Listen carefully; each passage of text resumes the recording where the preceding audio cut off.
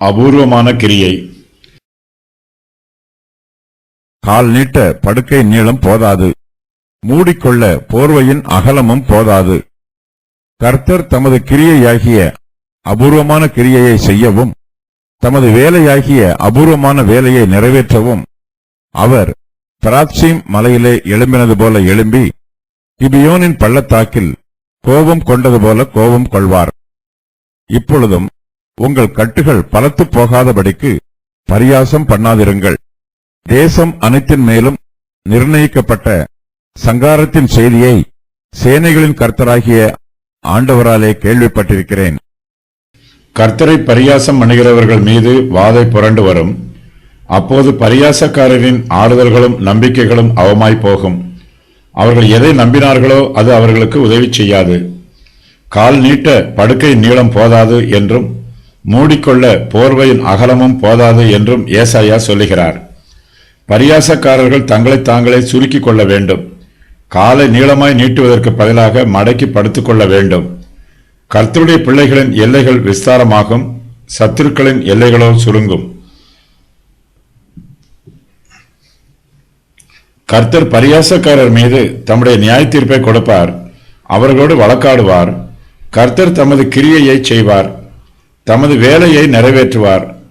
கர்த்தரே இந்த பூமிக்கு நீதியுள்ள நியாயாதிபதியாய் இருக்கிறார். கர்த்தர் இதுவரையிலும் தம்முடைய சத்துருக்களுக்கு விரோதமாய் கிரியை நடப்பித்தார். இப்போதோ அவர் தம்முடைய ஜனத்திற்கு விரோதமாய் கிரியை நடப்பிப்பார். கர்த்தர் தாவீதின் காலத்தில் பெலிஸ்தியருக்கு விரோதமாய் பெராத்சீம் மலையிலே எழும்பினார். தாவீது பாகால் பெராசீமுக்கு வந்து அங்கே அவர்களை முறியடித்து தண்ணீர்கள் உடைத்து ஓடுகிறது போல கர்த்தர் என் சத்துருக்களை எனக்கு முன்பாக உடைத்து ஓட பண்ணினார் என்று சொல்லி அது நிமித்தம் அந்த ஸ்தலத்திற்கு பாகால் பெராசீம் என்று பெயரிட்டான். 2 சாமுவேல் 5:20. கர்த்தர் யோசுவாவின் காலத்தில் கானானியருக்கு விரோதமாக கிதியோனின் பள்ளத்தாக்கிலே எழும்பினார். அதுபோல அவர் இப்போது எழும்புவார். கர்த்தர் அப்போது தம்முடைய சத்துருக்களுக்கு விரோதமாய் கோபம் கொண்டது போல இப்போது தம்முடைய ஜனத்திற்கு விரோதமாய் கோபம் கொள்ளுவார். நாம் கர்த்தருடைய சபையிலே அங்கத்தினர்களாக இருந்தாலும் நம்மிடத்தில் பெருமையோ கர்த்தருக்கு விரோதமான பரியாசமோ இருக்கக்கூடாது. நாம் கர்த்தருக்கு விரோதமான காரியங்களிலே ஈடுபட்டால் கர்த்தருடைய பார்வைக்கு நாமும் பெலிஸ்தியர்களைப் போலவும் கானானியர்களைப் போலவும் இருப்போம். கர்த்தர் பெலிஸ்தியர் மேலும் கானானியர் மேலும் கோபம் கொண்டது போல நம்மையிலும் கோபம் கொள்வார். நாம் கர்த்தருடைய சபையில் அங்கத்தினர்களாக இருந்தாலும் கர்த்தருடைய ஆசீர்வாதத்திற்கு பங்குள்ளவர்களாக இருப்பதற்கு பதிலாக அவருடைய கோபத்திற்கு பங்குள்ளவர்களாக இருப்போம். கர்த்தருடைய கிரியை அபூர்வமான கிரியையாய் இருக்கிறது. அவருடைய வேலை அபூர்வமான வேலையாய் இருக்கிறது. கர்த்தர் பொதுவாக தம்முடைய சொந்த ஜனத்திற்கு விரோதமாக ஒரு கிரியையும் நடப்பிப்பதில்லை. இஸ்ரவேலை ஆசீர்வதிப்பதே கர்த்தருக்கு பிரியமானது. ஆனால் எங்கோ கர்த்தர் தம்முடைய ஜனத்தின் மீது கோபம் கொள்கிறார். கர்த்தருடைய கிரியை அபூர்வமான கிரியையாய் இருக்கிறது. கர்த்தர் நீதியும் நியாயமும் உள்ளவர். அவரிடத்தில் பட்சபாதம் இல்லை. தப்பு செய்தவர்கள் யாராக இருந்தாலும் கர்த்தர் அவர்களை தண்டிக்கிறார். அவர்கள் சத்துருக்களாக இருந்தாலும் கர்த்தருடைய ஜனமாக இருந்தாலும் அவர்களுடைய பாவத்திற்கு தண்டனை கிடைக்கிறது. கர்த்தர் தம்முடைய ஜனத்தை தண்டித்தும் தம்முடைய அபூர்வமான வேலையை நிறைவேற்றுகிறார். கர்த்தர் தம்முடைய ஜனத்திற்கு சத்துருவாக இருப்பதும் தம்முடைய ஜனத்திற்கு விரோதமாய் யுத்தம் பண்ணுவதும் மெய்யாகவே அபூர்வமான கிரியையாகவும் அபூர்வமான வேலையாகவும் இருக்கிறது.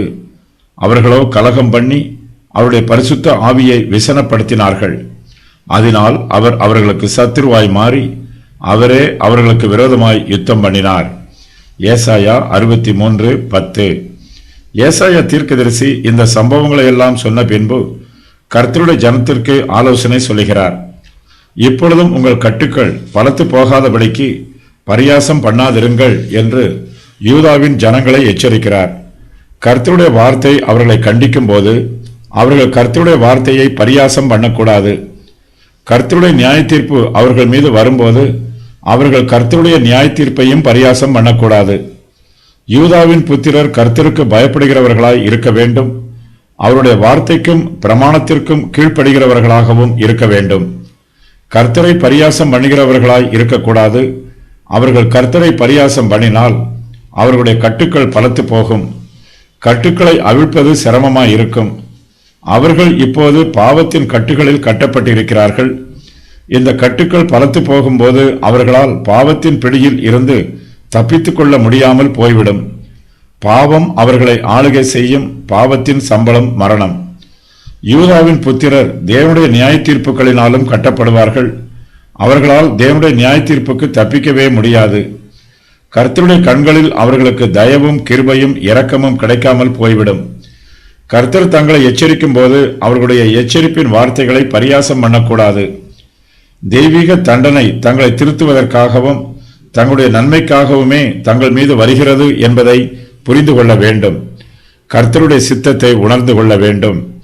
சேனைகளின் கர்த்தராகிய ஆண்டவர் தேசம் அனைத்தின் மேலும் சங்காரத்தை நிர்ணயம் பண்ணியிருக்கிறார்.